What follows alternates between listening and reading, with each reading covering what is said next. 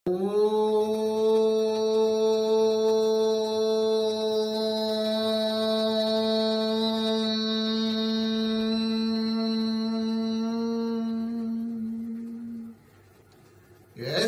भूमिः प्रमान्तरिक्षमुतोधरम् दिवं यश्चक्रे मूर्धानं तस्मै ज्येष्ठाय ब्रह्मणे नमः। ఎందుకంటే ఒకటి అందులో ఉన్నటువంటి ఈ 4 ఐటెంలో ఒకటి లుప్తమైంది కాబట్టి ఈ రకంగా అది లుప్తామాలంకారం అన్నటువంటిది ఉపమాలంకారంలో ఒకటి లుప్తం వస్తే అప్పుడు లుప్తామాలంకారం అన్నటువంటిది మనం చిన్నప్పుడు నేర్చుకున్నటువంటిదే సార్. ఇది కాస్తంత ఊరికే వారికి గుర్తు చేద్దామని చెప్పాను అనుకోండి. చాలా మంచిది సార్, కరెక్టే. అయితే ఈ అలంకారములు చెప్పినప్పుడు దేనితో పోల్చి చెప్తామో దాని యొక్క గుణము దాని యొక్క లక్షణం కూడా తెలిసి ఉండాలి. ఒక దానితో ఒకటి పోల్చి చెప్పేటప్పుడు ఈ పూర్ణమిటి 4 ఐటమ్స్ అందులో ఉంటే అది పూర్ణమవుతుంది, అందులో ఒకటి లోపిస్తే లుప్తం అవుతుంది. ఆ లుప్తమైన విధంగా దానికి అప్పుడు లుప్తోపమలంకారం అని వస్తుంది. అలాగనే మనం ఏదైనా ఒక దానితో పోల్చి చెప్పేటప్పుడు ఆ పోల్చుతున్నప్పుడు దాని యొక్క గుణము దాని యొక్క లక్షణం కూడా తెలిసి ఉండాలి. మనకి ఇక్కడ తెలిసి ఉంటే అప్పుడు అది మనకి దాని తలక స్వభావం అర్థం అవుతుంది. ఇక్కడ జలాన్ని ఇక్కడ మనకి ముఖ్యంగా తీసుకొచ్చారు. నిన్న కిరణ్ గారు రాలేదు ఈవేళ. కిరణ్ గారు ఏమన్నారంటే భార్యాభర్తలకి కూడా ఈ మంత్రం వర్తిస్తుందని అన్నారు. కరెక్టే. అక్కడ వచ్చినప్పటికీ జలంతో పోల్చుతున్నారు, కరెక్టే. ఇంకో దగ్గర సుబ్బయ్య గారు పాయింట్ రైజ్ చేశారు, తల్లిగా చెప్పడం జరిగింది కదా, ఈ తల్లిని శబ్దం ఎలా వస్తుందని అన్నారు. ఇక్కడ అర్థం చేసుకోవాల్సింది జలము, ఇక్కడ తల్లి, ఇక్కడ భార్యాభర్తలు 3 పాయింట్స్ బయటకు వచ్చాయి. ఇక్కడ ఈ అలంకారికంగా చెప్పినప్పటికీ పూర్ణమలంకారం, ఇప్పుడు మీరు చెప్పిన ప్రకారంగా పూర్ణాలంకారంగా 4 విధానాలు ఉంటే పూర్ణమలంకారం అవుతుంటుంటే అందులో ఒకటి లోపించినప్పుడు ఆ లోపించిన దాన్ని లుప్తోపమాలంకారం అని చెప్తుంటుంటే ఈ రెండింటికి మనం అర్థం చేసుకోవాల్సింది దేనితో పోల్చుతున్నామో ఆ దాని యొక్క అలంకారికంగా చెప్పబడినటువంటి దానిని, ఆ పదార్థాన్ని, దాని యొక్క గుణము దాని యొక్క లక్షణం కూడా తెలియాలి. తెలిస్తే అప్పుడు దానికి అర్థం కరెక్ట్గా వస్తుంది. లేని పక్షంలో సంశయాత్మకంగా వెళ్ళిపోతాం. ఇప్పుడు జలం ఇక్కడ ముఖ్యంగా మనం పదార్థం ఏమిటంటే జలం అన్నమాట. ఈ జలమ యొక్క గుణం ఏమిటి, జలం యొక్క లక్షణం ఏమిటి, ఇది తెలియాలి. జలం యొక్క గుణం తీసుకుంటే అది అన్నింటిలోనూ కూడా లయమైపోతుంటుంది. అది దాని గుణం ఏమిటంటే అన్నింటిలోనూ లయమైపోతుంది. దాని యొక్క లక్షణం ఏమిటంటే దానికి రూపం లేదు, రంగు లేదు, వాసన లేదు, రుచి లేదు. రూప రంగు వాసన రుచి లేనటువంటిది, అన్నిట్లో లయమైపోయేటటువంటిది ఈ జలమై ఉన్నది. దీన్ని ఇక్కడ భాష్యకారుడు ఏం చేశాడంటే స్నానం చేసేటప్పుడు అక్కడ జలాన్ని తీసుకుని అక్కడ దానికి అర్థం ఆ విధంగా చెప్పుకుంటాడు ఋగ్వేదంలో. మళ్ళీ అదే పదాన్ని అర్థం తీసుకునేటప్పుడు ఇక్కడ తల్లిలాగా పోల్చుకుంటూ వచ్చాడు దానిని. ఎంచేత దానికంటూ ఒక స్థిరత్వంగా ఒక గుణం, ఒక లక్ష్యం లేదు దానికి. దేనితోనైనా సరే అది కలిసిపోతుంది, ఎందులోనైనా కలిసిపోతుంది. జలం తాలూకా స్వాభావిక గుణం అది. అందుచేత దానికి ఆ విధంగా స్వాభావిక గుణముతోటి తీసుకొని దాన్ని అక్కడ శారీరక శుద్ధి గురించి అక్కడ జలాన్ని తీసుకొని చూపించారు భాష్యకారుడు. అదే జలాన్ని ఇక్కడ తల్లితో పోల్చి చెప్పాడు ఒక దగ్గర. అదే జలాన్ని భార్యాభర్తలు ఏ విధంగా కలిసిపోతుందో, జలం ఏ విధంగా కలిసిపోతుందో అదేవిధంగా భార్యాభర్తలు కూడా వివాహం అయిన తర్వాత వీరు కూడా కలిసి ఉండిపోవాలి అని ఇక్కడ జలాన్ని తీసుకొని చూపించారు. జలమితల యొక్క స్వాభావిక గుణము దానికి లక్షణములతో ఇక్కడ పోల్చి చెప్పడం జరిగింది తప్ప ఇందులో ఇంకా వేరేగా వెళ్ళగాల్సిన పని కూడా మనకేమీ లేదు. సరే, నేను మీకు వేద దర్శన గ్రూప్లో ఒకటి పెట్టాను.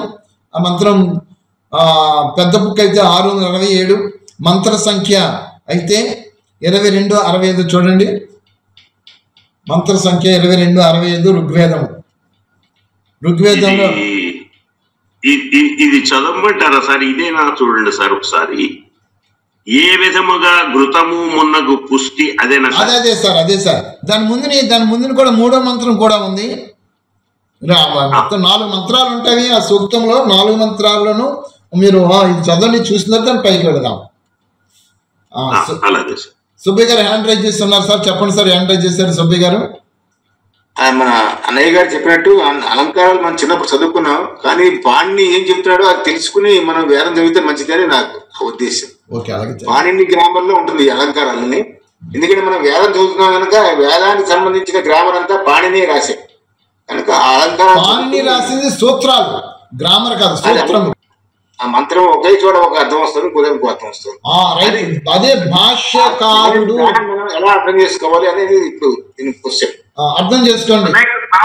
ఆయన పేరు పాణిని సూత్రములు. పాణిని సూత్రములు, పాణిని గ్రామం. ఇప్పుడు అన్నయ్య గారు చెప్తున్నట్టు అది విధానం నాకు తెలీదు, కానీ పాణిని సూత్రాలు మాత్రం ఉన్నవి. పాణిని రాశాడు సార్,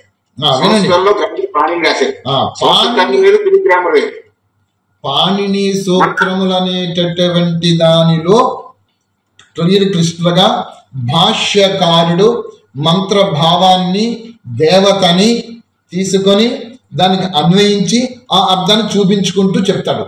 అదే మంత్రభాగము జలముతో పోల్చినప్పుడు దాని అర్థం మారుతుంది. అదే మంత్రము ఇక్కడ భార్యాభర్తల గురించి చెప్పేటప్పుడు అదే మంత్రభాగాన్ని దాని అర్థం తీసుకొని మళ్ళీ ఆ విధంగా భాష్యం చెప్పడం జరుగుతుంది. ఇక్కడ పాణిని సూత్రాలు చాలా క్లియర్గా కనబడతాయి. గ్రామర్ దగ్గరికి వెళ్ళినప్పటికీ గ్రామర్లో నాకు అర్థాలు ఇదే చెప్తుంది. జలము అనేటువంటి ధాతుపాఠం క్లియర్గా చెప్పేసింది. అవ్యక్తము, కనబడనటువంటిది, అవ్యక్త స్వరూపంతో ఉండినటువంటిదని ధాతుపాఠం చెప్పిందని మీకు చదివి వినిపించా. ఇక్కడ ప్రేమ కనబడతాదా, అన్యోన్యత కనబడతాదా ఇద్దరిలోనూ అంటే కర్మలలో చూస్తామే తప్ప అది ప్రత్యేక వస్తువుగా కనబడదు. జలము కూడా అదే పాలలో కలిసిపోతున్నప్పుడు అప్పుడు జలము కనబడదు, పాలు కనబడతాయి. ఇదే జలము ఎందులో కలుపుతుంటే ఆ వస్తువుగా గుణరూపం దీని గుణం తీసుకుంటుంది తప్ప దీనికంటే ఒక ప్రత్యేకమైన కనబడుతుంది. అలాగనే భార్యాభర్తల దగ్గరకు వచ్చినప్పటికీ ఇద్దరు కూడా అన్యోన్యమైపోయి ఒకరికి ఒకరు సహయోగం చేసుకుంటూ ఒకరి మాటలను ఒకరు గౌరవిస్తూ ఒకరి విలుని ఒకరి సాంప్రదాయాలను గౌరవించుకుంటూ ఉంటే ఆ కుటుంబము ఆనందదాయకంగా స్వర్గస్థముగా మారిపోతుంది. లేని పక్షంలో గడమోహం పెడమోహాలుగాను ఏదో జీవిస్తున్న భార్యాభర్తలుగా అనే విధానాలతోటి వాళ్ళ జీవితాలు వెళ్ళిపోతాయి తప్ప వాళ్ళ జీవితాల్లో సామరస్యం కానీ ఆ ప్రేమ కానీ సరైన విధానంతో కనబడవు. ఇక్కడ పరమాత్మ చెప్పింది ఈ మంత్రములో ఏమిటంటే భార్యాభర్తలు ఇరువురు కూడా, అక్కడ చెప్పింది అది, ఇరువురు కూడా ఒకరికి ఒకరు సహయోగముతోటి. ఇక్కడ ఎదురుగా సార్ ఋగ్వేదం మీ దగ్గర ఉంది కదా, ఋగ్వేదం చిన్న మాట సార్, 51 యజుర్వేదంలో తమకు చెప్పినటువంటిది అక్షరాల అలాగే ఉంది. ఒక్కసారి చదివేస్తాను సార్. ప్రియమైన తల్లిదండ్రులు తమ సంతానమును ప్రేమతో సేవించున్నట్లు స్త్రీలు తమ తమ పతులను సేవించుట ఉచితమై ఉన్నది.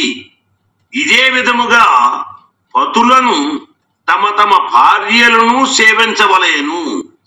విపాసాతుర ప్రాణులను జలము తృప్తిపరచునట్లు, ఇక్కడ ఆ జలం అన్నటువంటిది వాడినటువంటిది ఇక్కడ సార్. విపాసాతుర ప్రాణులను జలము తృప్తిపరచునట్లు స్త్రీ పురుషులు ప్రసన్నముగా పరస్పరము ఉదార స్వభావముతో ఉండుటయే యోగ్యము అని 51వ మంత్రం యజుర్వేదంలో ఉంది. నిన్న మనం డిస్కస్ చేసుకున్నాము. దీన్ని విపులంగా చదువుకోవడం అవ్వలేదు. ఒక్కసారి మన సుబ్బయ్య గారు మళ్ళీ దాన్ని ఒకసారి చదివితే నిన్న మనం అనుకున్నాం సార్. Right sir. ఇది అర్థం చేసుకోవాల్సింది ఏంటంటే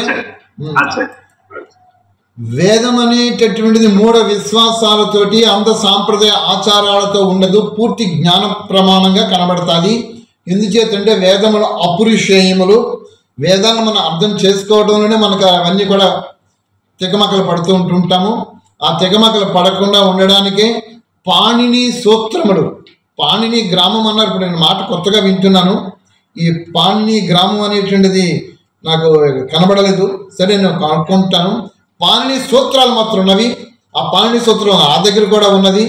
నిరుక్తం ఉంది, నిఘంటు ఉంది, పాణిని సూత్రం ఉన్నవి, ధాతుపాఠం ఉంది, ఇవన్నీ కూడా ఉన్నవి. అందులో నాకు ఎక్కడో కూడా ఈ విధంగా కనబడలేదు. ఇప్పుడు చెప్పిన దానికి కనబడుతూ వచ్చింది. దీని ప్రమాణంతో తీసుకుంటే మళ్ళా ఒక్కసారి వేద ప్రమాణములు అనేటటువంటి దానికి దేవత అక్కడ గుణం గురించి చెప్తాది. అదే దేవత గురించి మనకి అక్కడ ముందు చెప్పిన దాంట్లో స్నానమాచరించేటప్పుడు అక్కడ స్నానానికి ఉపయోగపడే విధముగా, రెండో దగ్గరికి వచ్చినప్పటికీ తల్లిదండ్రులుగా, మూడో దగ్గరికి వచ్చినప్పటికీ భార్యాభర్తలుగా అక్కడ జలాన్ని తీసుకోవడం జరిగింది. జలం తాలూకా గుణం ఏమిటి, దాని లక్షణం ఏమిటి అంటే అది దానికంటూ కూడా ఒక ప్రత్యేకించి కాకుండా ఎక్కడైనా అది కలిసిపోతుంది, ఎందులోనైనా కలిసిపోతుంది. అదే విధముగా అక్కడ జలాన్ని మేము తీసుకొని ఇక్కడ చెప్పడం జరిగింది.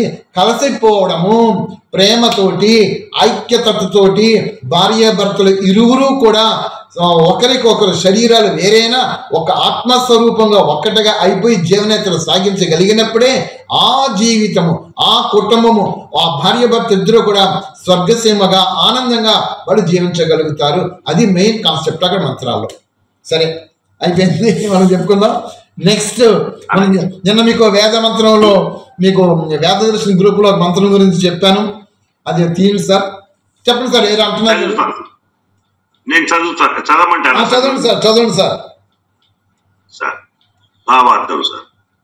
ఏ విధముగా ఘృతము మున్నగు పుష్టి మరియు సుగంధిత పదార్థములతో హవనమునర్చి వాయువు మరియు వర్ష జలములను శుద్ధపరిచి ప్రాణులను వ్యాధుల నుండి వేరుగా ఉంచి సుఖముగా నుంచుదురో, అదే విధముగా ఉపదేశకులు అధర్మమును నిషేధపరచి ధర్మమును ఆచరించడం ద్వారా ఆత్మలను శుద్ధపరచి అవిద్యామున్నగు రాగములను తొలగించువారు కృతకృత్యులవుతుందురు.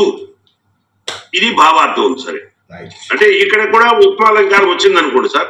ఏ రకంగా అయితే వాళ్ళు అది హవనం వచ్చేటప్పుడు ఈ వాయువుని మళ్ళీ ఈ వర్ష అది వెళ్ళేటప్పుడు ఈ వర్ష జలాన్ని వాటిని ఎలాగైతే శుద్ధిపరుస్తూ ఉంటుందో, శుద్ధిపరిచి ప్రాణ ఈ ప్రాణులు, సకల ప్రాణులు ఎవరు అయితే వాటిని ఉపయోగించుకుంటారో ఆ ప్రాణులన్నీ వ్యాధులు రానివ్వకుండాను దాన్ని వేరు చేయడం జరుగుతుందో, అదే విధంగా ఇక్కడ ఉపదేశించే మహాత్ములు ఎవరైతే ఉన్నారో,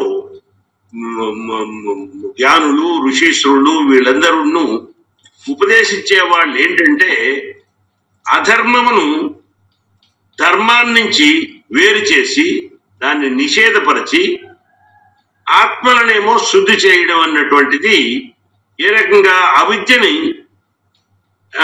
దూరం చేసి జ్ఞానాన్ని కలుగు చేయడం అన్నమాట.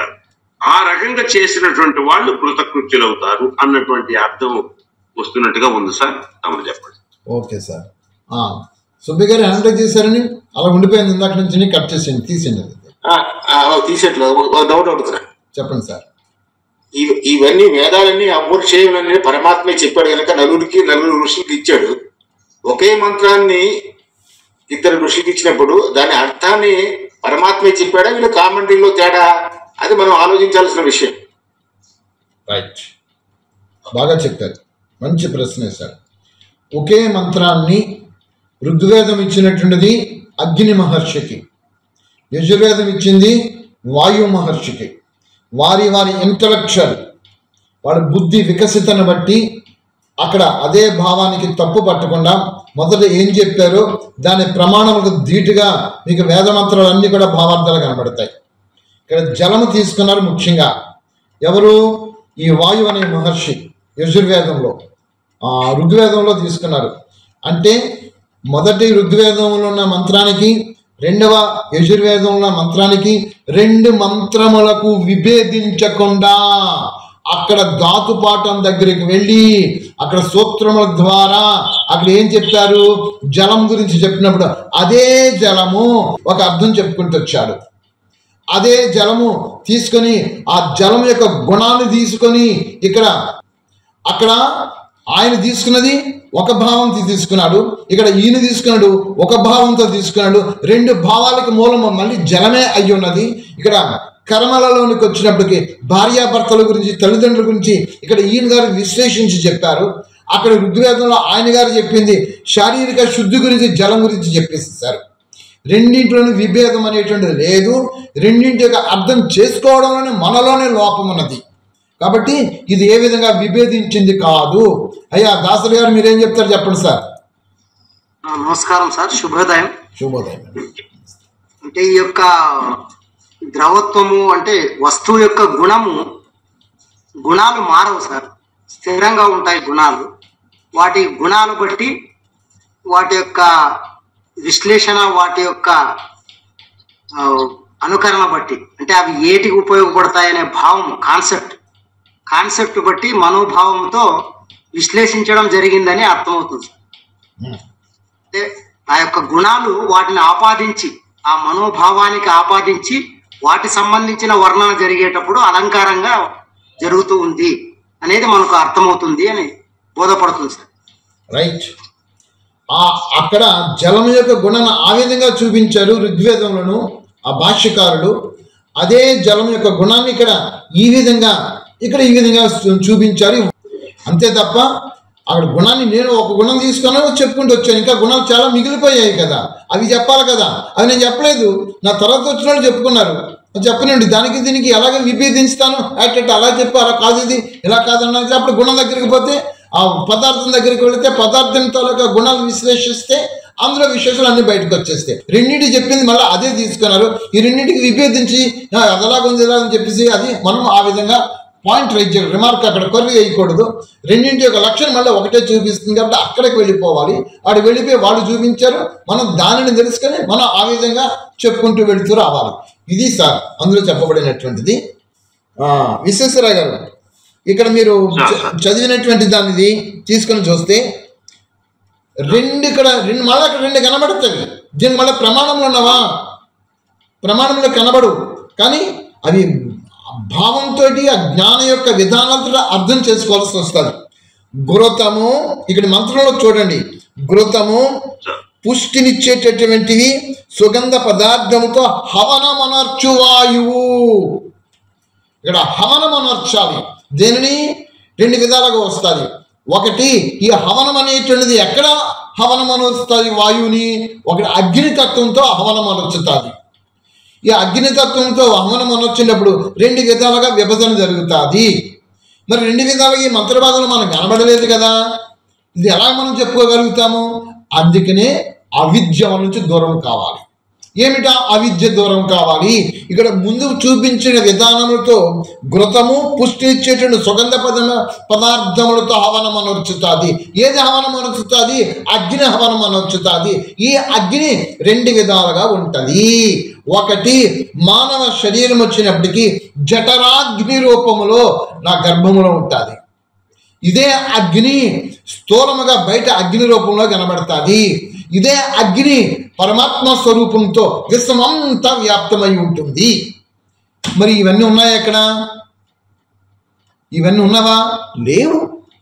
వారి వారి జ్ఞాన యొక్క ప్రజ్ఞతతో మంత్రభాగములున్న విధానాలను సూక్ష్మ యొక్క గ్రహణ శక్తితో గ్రహించి ఇక్కడ బోధించవలసి వస్తుంది. అదే విధముగా ఇక్కడ ఈ మంత్రం దగ్గరకు వచ్చి చూస్తే ఘృతము మున్నగు పుష్టి ఇచ్చినటువంటివి సుగంధ పదార్థములతో హవనమనొచ్చేటువంటి వాయువులో చాలా లోపల నిక్షిప్తమై అవ్యక్త రూపమై అగ్నితత్వం ఉంటుంది. అగ్నితత్వములు ఇది హవనం అనొచ్చుతుంది. అంటే అక్కడ భస్మీపతనం అయిపోతుంది. అనగా ఈ ఏవైతే సుగంధ భరితమైనటువంటి ఈ హోమద్రవ్యములు ఉన్నవో, సుగంధ భరితమైన పదార్థములు ఉన్నవో, ఘృతం ఉన్నదో, వీటన్నిటి యొక్క శక్తిని పెంపొందింపచేసేటటువంటిది ఏమిటంటే అగ్నితత్వమే.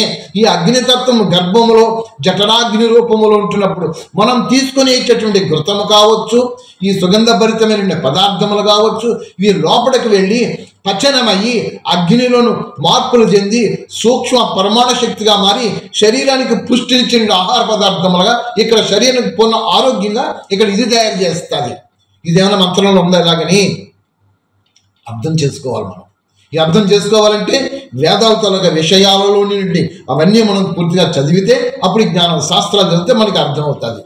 అలాగన ఇది ఇక్కడ వచ్చినప్పుడు మరి అదే బాహ్య పదార్థం దగ్గరికి వచ్చినప్పటికీ, అంటే ప్రకృతి దగ్గరికి వచ్చినప్పటికీ, ఈ ప్రకృతులను హోమం చేసేటప్పుడు ఓం అగ్నయే స్వాహ, ఓం సోమాయ స్వాహ, ఓం ప్రజాపతయే స్వాహ, ఓం ఇంద్రాయ స్వాహ అని భూరగ్నయే ప్రాణాయ స్వాహ అని నేతిని వేస్తున్నాం. అక్కడ ఈ హోమ ద్రవ్యములు వేస్తున్నాము.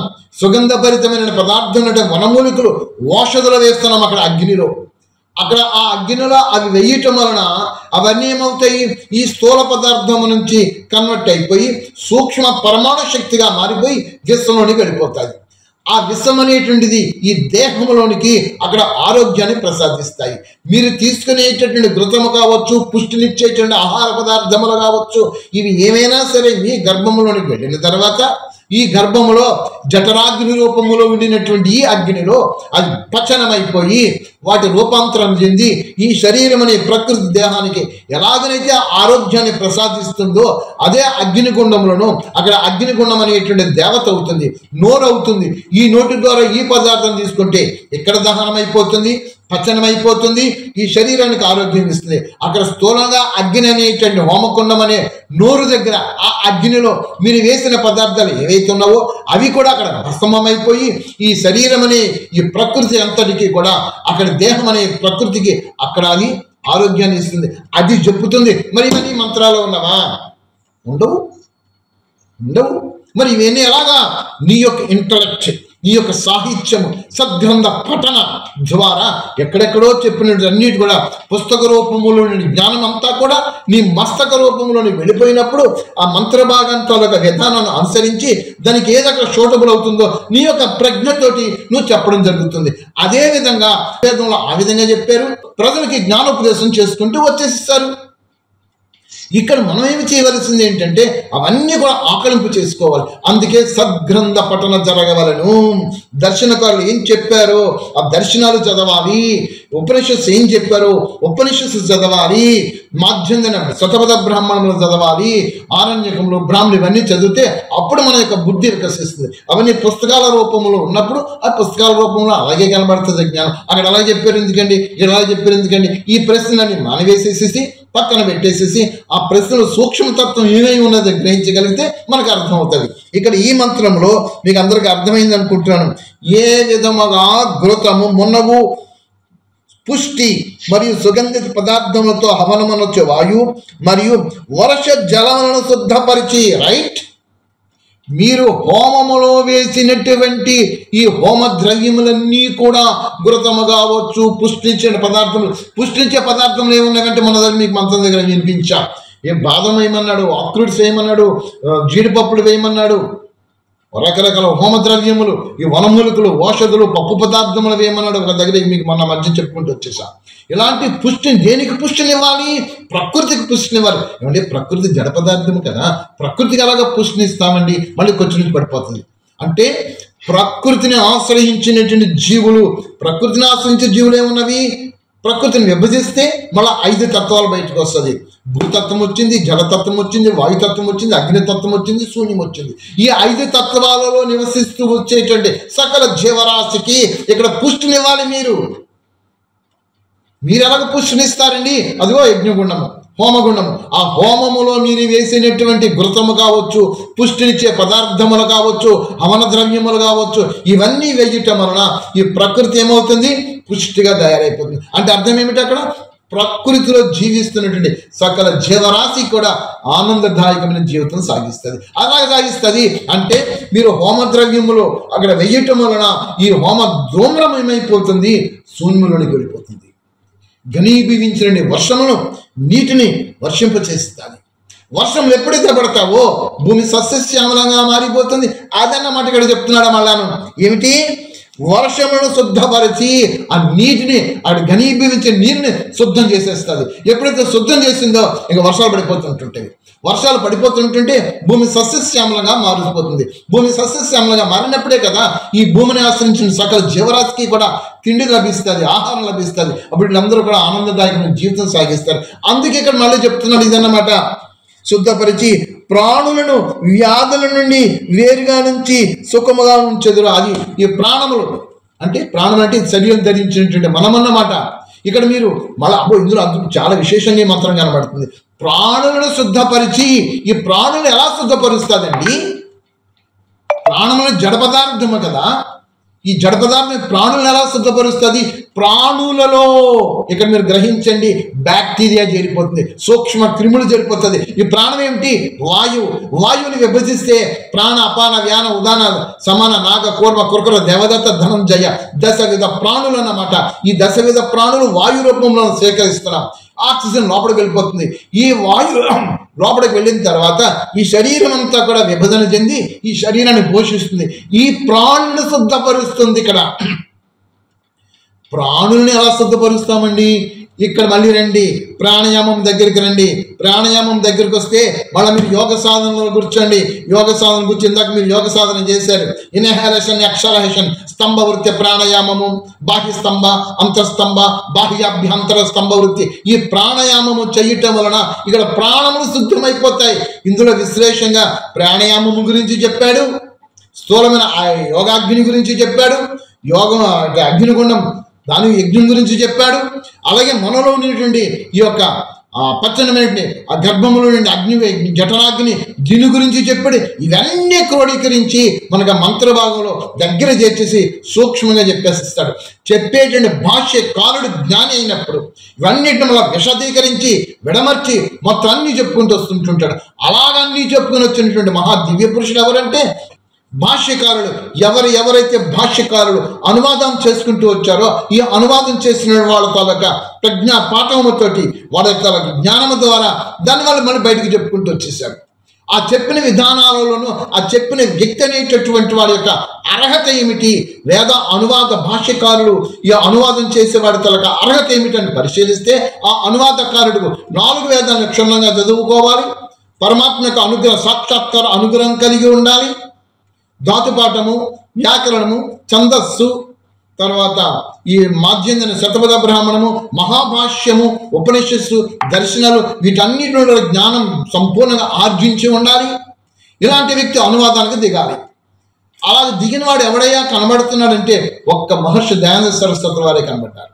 మరి మిగతా వారి అనువాదాలలోనూ చూడండి ప్రత్యేకించి మీకే కనబడతాయి. దాసరాజు అనువాదం చేశారు, భయంకరంగా కనబడిపోయింది. సాయనాచార్యులు అనువాదం చేశారు, అది అలాగే కనబడుతుంది. ఉవ్వట్టుడు చేశాడు, మహీధుడు చేశాడు, యష్కుడు చేశాడు, అవన్నీ అలా కనబడిపోతున్నవి. ప్రమాణాలు ధీటుగా కనబడకుండా ఉంటున్నవి. కొన్ని అనువాదాలలోనూ కొన్ని బాగానే చేసుకుంటూ వచ్చారు. కారణము వాడితో ఇంటలెక్చువల్. ఇక్కడ ఇదే మంత్రాన్ని తీసుకొని చూస్తుంటే మనకి ఏ విధంగా కనబడుతుంది? ఒకటి, పచ్చనమయ్య జఠరాగ్ని రూపంలో హవనమనర్చబడుతున్నది. స్థూలంగా యజ్ఞం కనబడుతున్నది. ఆ యజ్ఞంలో మీరు చేసిన హోమ ద్రవ్యములన్నీ కూడా అక్కడ పచ్చనమైపోయి హవనమైపోయి సూక్ష్మ రూపంగా మారిపోయి ఈ దేహంలోనికి ఆహారం తీసుకుంటే దేహం ఎలాగైతే పుష్టిగా తయారవుతుందో అలాగే ప్రకృతి కూడా పుష్టిగా తయారవుతుంది. 3వది వర్షములు. ఈ ఘనీభవించిన వర్షము ఈ హోమం చేయటం వలన హవనం అనర్చటం వలన అవన్నీ కూడా వర్షం జలము మీదకి భూమి మీదకి వర్షింపజేస్తాయి. భూమి శుద్ధమైపోతుంది, జలము శుద్ధమైపోతుంది, వాయుమండలం శుద్ధమైపోతుంది. ఇవన్నీ కూడా ఈ మంత్రంలో కనబడ్డాయి. మరి ఇవన్నీ బయట కనబడుతున్నావా? కనబడవు. మరి అలా కనబడతావి చెప్పేటటువంటి వ్యక్తి తాలూకా బుద్ధి వికసించని బట్టి కనబడతాయి, లేకపోతే కనబడవు అవి. అది ఇంకేం చెప్పుకొచ్చాడు? అదే విధముగా ఉపదేశకులు అధర్మమును నిషేధపరిచి ధర్మమును ఆచరించడం ద్వారా ఆత్మలను శుద్ధపరిచి. రైట్, ఇక్కడ చెప్తుంది ఉపదేశకులు ఎవరైతే ఉన్నారో అదే విధంగా ఏ విధంగా అయితే అగ్నితత్వం అన్నిటినీ శుద్ధపరిచి సమస్తాన్ని శుద్ధపరిచి సస్యశ్యామలంగా ఉంచుతుందో పుష్టినిస్తుందో అదే విధంగా ఉపదేశకులైనటువంటి వాడు ఎలాగ ఉండాలి? అందరూ పట్టుకుని జ్ఞానం చెప్పేసుకుంటూ వచ్చేసేస్తున్నారు. వివిధ విధానాలతో ప్రజల మధ్యకి వెళ్ళిపోతున్నది. ప్రజలందరూ కూడా దారి తప్పేసేస్తున్నారు. యథార్థ సత్యం నుంచి యథార్థమైన విధానాల నుంచి దూరం అయిపోతున్నారు. అందుకని అదే చెప్తున్నాడు, ఉపదేశకులు అధర్మమును నిషేధపరిచి ఎక్కడైతే అధర్మము కనబడుతుందో దాన్ని నిషేధించాలి. ఈ సెక్యులరిజం బాండ్ తీసేసుకుని అందరూ సమానతే, అంతా ఒకటి, అందరినీ యాక్సెప్ట్ చేయడమే. అందరినీ యాక్సెప్ట్ చేసినట్లయితే మరి మహర్షి దయానంద సరస్వతి వారు ఆ రోజుల్లో ఎందుకైనా అంత గొడవలు పడిపోవాలి ప్రజలతోటి? ఆఖరికి ఆయనకి హత్యా ప్రయత్నం చాలా చేసుకుంటూ వచ్చేసారు. ఆ హత్యా ప్రయత్నంలో వాళ్ళే ఆఖరికి విజయం పొందారు, చంపేశారు. ఆయన ఎందుకు ఎన్నుకోవాలి? ఎక్కడైతే అధర్మం ఉందో అధర్మాన్ని ఖండించాడు ఆయన. ధర్మాన్ని ధర్మంగా చూపించుకుంటూ వచ్చాడు. ఇప్పుడు ఉండే విధానాలన్నీ చూస్తే వేద పరమాలకు అన్ని విరుద్ధంగానే కనబడుతున్నాయి. నిన్న మన కామెంట్స్ పెట్టారు, మనం పెట్టినటువంటి పోస్ట్కి విశ్వేశ్వరరావు గారు చదివారు. అది కలిపేశారు, ఇది కలిపేశారు, అది కలిపేశారు, అన్ని కలగలుపుకొని చేసుకుంటూ చెప్పేసేస్తారు. దేనిలోనే క్లారిటీ కనబడటం లేదు. క్లారిటీ లేనటువంటి విధానాలతో ఇప్పుడు ప్రజల మధ్యకి జ్ఞానం వెళ్ళిపోయింది. వాళ్ళు వెళ్ళిపోయి ఏం చెప్తున్నారు? అంతా పరమాత్మేనండి అని వేస్తున్నారు. ఏమిటో అర్థం కాదు. అయోమయమైన గజిబిజి గందరగోళ స్థితులకు అందరూ దిగజారిపోయాం. ఇప్పుడు ఇలాంటి అన్నిటి నుంచి ఒక క్లారిటీ తోటి క్లియర్ క్రిస్టల్గా దేనికి అది విభజించి విడదీసి చూపించగలిగి ఉండాలి. అలా చేశారు మహర్షి దయానంద సరస్వతుల వారు. దాన్ని మనం అనుసరిస్తూ అదే విధంగా ఖండించుకుంటూ ముందుకు పోతూ ఉండాలి. ఇక్కడ ఏమన్నాడు? ఇక్కడ చూడండి ఒకసారి. అధర్మమును నిషేధపరిచి ధర్మమును ఆచరించడం ద్వారా ఆత్మలను శుద్ధపరచి. ఎందుకు ఆత్మను శుద్ధపరచాలి? నేను జన్మించాను, నాకు వేద జ్ఞానం తెలియదు, మనకేం తెలుసును? మరి తల్లిదండ్రులు చెప్పిన జ్ఞానం తెలుసు, నాకు ఇంకా ఏం తెలుసును? అలా గురువులు ఈ బాబాలు ఆ బాబాలు, ఈ ఆధ్యాత్మిక సంస్థలు, ఆ శాస్త్రాలు ఈ శాస్త్రాలు, వాళ్ళు చెప్పింది వీళ్ళు చెప్పింది చదువుకున్నాను, ఇదే సత్యం అనుకున్నాను, ఇలాగే వెళ్ళిపోతూ వచ్చాను. నా మనసు ఏమైపోయింది? ఈ విధంగా తయారైపోయింది. నా బుద్ధి ఈ విధంగా దీని చుట్టూ పరిభ్రమిస్తూ వచ్చింది. నేను కూడా అదే విధంగా సత్యం అనుకుంటూ శిరోధార్యం చేసుకుంటూ పోతున్నాను. ఇవన్నీ కూడా కాదు. ఇవన్నీ ఖండించాలి, ఖండన మండలం జరగాలి, సత్యాన్ని బయట పెట్టాలి. ఆ సత్యాన్ని బయట పెట్టే విధానంలోనే ఆత్మను శుద్ధపరచాలి. ఈ ఆత్మను శుద్ధపరిచేటువంటి విధానం ఎవడై ఉండాలి? ఉపదేశకుడై ఉండాలి. ఉపదేశకుడు ఎలా ఉండాలను అంటే నిర్మోహమాటకుడై ఉండాలి, నిష్కపటుడై ఉండాలి. వాడు మోహానికి వశమయ్యి లంపటుడయి క్రోధి అయి ఉండకూడదు. వాడు ఈ అరిషడ్ గుణాలకి అతీతంగా ఉండాలి. అంటే వాడు నిరంతరము యోగ సాధనలో, జ్ఞాన సాధనలో, ఈ అష్టాంగ యోగాంగ సాధనలో ప్రావీణ్యత ప్రాప్తం చేసుకుని వాడి జీవన విధానము పరమాత్మకు ప్రతిరూపంగా జీవనతో సాగించాలి. అలాంటి దివ్య పురుషులకు శరణలోనే, అలాంటి దివ్య పురుషులకు ఉపదేశములలోనే మన జీవితాన్ని సరిదిద్దుకొని పండింపజేసుకుంటాం. ఉన్నత గతికి మనం చేరగలుగుతాం. లేని పక్షంలో చాలా మంది గురువులు ఉన్నారు, చాలా మంది వచ్చి ఆధ్యాత్మిక సంస్థలు వచ్చేసి వాళ్ళతో పాటు వెళ్ళిపోతాం. అప్పుడు ఏం జరుగుతుంది? మోగ సామోగ కర్మాణం మోగ జ్ఞానం విచేత సహా అయిపోయింది మన పని. వ్యర్థమైన జ్ఞానంతో, వ్యర్థమైన కర్మలతోటి, వ్యర్థమైనటువంటి ఈ విధానాలతోటి జీవితం ఆఖరికి వ్యర్థమైపోతుంది. అలాగే సాగిపోతాం. కాబట్టి వీటన్నిటి నుంచి బయటికి రావాలి. ఒక్కటే మార్గము, వేదమే శరణ్యము. ఒక్కటే మార్గము, అష్టాంగ యోగాంగ సాధనయే శరణ్యము. అష్టాంగ యోగాంగ సాధనల ద్వారానే మనం సరిదిద్దుకుంటాం. లేని పక్షంలో అన్ని కలకాలకుండా తీసుకెళ్ళిపోతాం, అన్నీ తీసుకెళ్ళిపోతుంటాం. ఎక్కడ కూడా దేంట్లో కూడా పర్ఫెక్షన్ రాదు మనకి, అన్నింటిలో అదే కదా అనుకుంటాం. అదే చెప్తున్నాడు ఇక్కడ ఏమని? ఆత్మను శుద్ధపరచి అవిద్య. ఇక్కడ అవిద్య అంటే అజ్ఞానం అన్నమాట. ఈ అజ్ఞానం ఉన్న రోగములను తొలగించేవారు కృతకృత్యులకు చుందురు. అది అవుదా?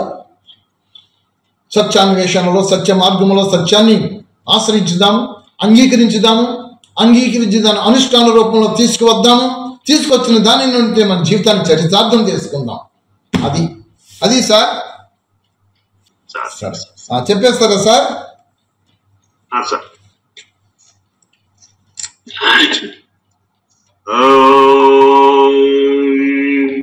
జౌ శాంతి. అంతరిక్షగం శాంతి.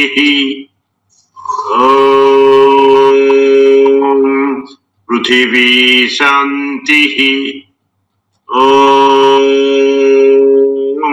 ఆపః శాంతి. ఓషధయః శాంతి. వనస్పతయః శాంతి. విశ్వే దేవాః శాంతి. బ్రహ్మ శాంతి. సర్వగం శాంతి. శాంతిరేవ శాంతి. సామా శాంతిరేధి. శాంతి శాంతి శాంతి. ఓం నమః.